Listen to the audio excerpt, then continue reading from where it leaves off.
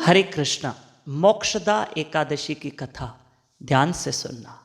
युधिष्ठिर महाराज ने पूछा कि प्रभु, अघर्णीय मास यानी ये मार्गशीर्ष मास के शुक्ल पक्ष की एकादशी का नाम क्या है और इसकी विधि क्या है, इसकी कथा क्या है। तब भगवान श्री कृष्ण ने युधिष्ठिर महाराज से कहा कि हे महाराज, इस एकादशी का जो आज की एकादशी है उसका नाम है मोक्षदा एकादशी। ये शुक्ल पक्ष की एकादशी है और इसका नाम है मोक्षदा एकादशी। ये एकादशी फलदायिनी है, फल प्रदान करने वाली है तथा इस एकादशी रखने मात्र से वाजपेयी यज्ञ का फल मिलता है और हमारे पितरों की मोक्ष गति होती है।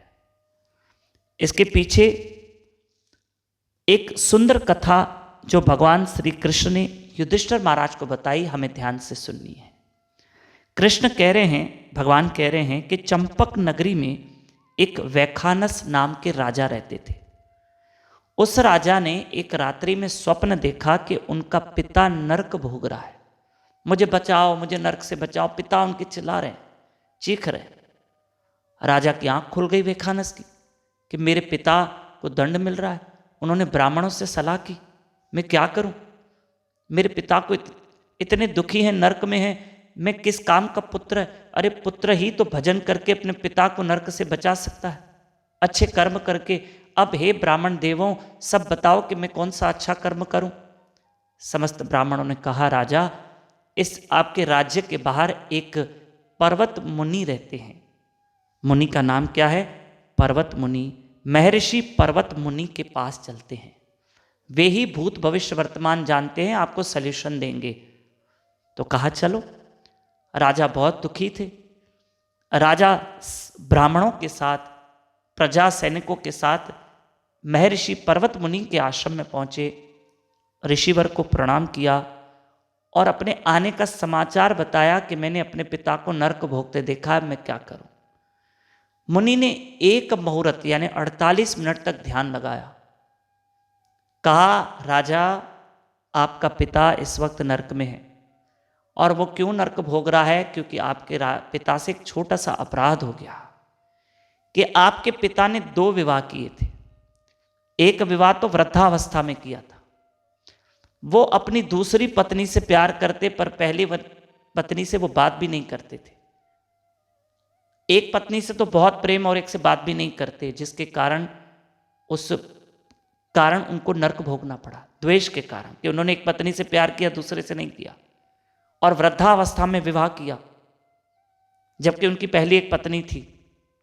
इसके कारण वो नरक भोग रहे हैं। अब इसका सल्यूशन एक ही है, आप चाहते हो तो आप अपने पिता के लिए मोक्षदा एकादशी का व्रत करो। राजा ने अपनी पत्नी, अपनी बेटों के साथ मिलकर, परिवार के साथ मिलकर मोक्षदा एकादशी का व्रत किया, जो आज की एकादशी है। और वो व्रत उन्होंने अपने पिता को अर्पण किया पुण्य, और उनके पिता नरक से छूटकर स्वर्ग चले गए। और जो आज की एकादशी की कथा सुनते हैं उनको वाजपेयी यज्ञ का फल मिलता है। ठीक है प्रिय बंधुओं, ये एकादशी भगवान कृष्ण को प्रिय है। आज गीता जयंती भी है। हालांकि आपने देखा होगा कि कल भी कुछ लोगों ने किया, आज भी किया है, क्योंकि तिथि हो सकता है 2 दिनों में बढ़ गई है ना, ऐसा ही हुआ है। आज एकादशी के दिन नहीं भगवान ने गीता सुनाई थी, आज वैष्णव एकादशी है, कल स्मार्त एकादशी थी। तो एकादशी की जो तिथि है ना, जो एकादशी की तिथि है ना, उसी दिन भगवान कृष्ण ने अर्जुन को गीता सुनाई थी। गीता में 18 अध्याय हैं, 700 श्लोक हैं।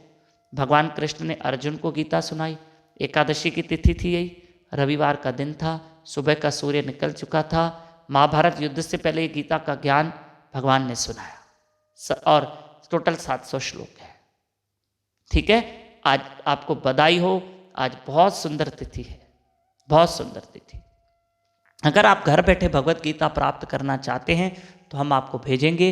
वैसे तो भगवत गीता का शुल्क 300 से है, 250-300 को शुल्क है, बट आपको घर पहुंचा के मात्र 200 रुपये में वो भगवत गीता पहुंचाई जाएगी। 200 रुपये में घर तक पहुंचाई जाएगी। आप घर में भगवत गीता पढ़िए और आज कम से कम एक अध्याय जरूर पढ़ना, भगवत गीता का 18वां अध्याय। खूब भजन कीजिए। हरे कृष्ण कृष्ण कृष्ण हरे हरे, हरे राम राम राम हरे हरे। धन्यवाद।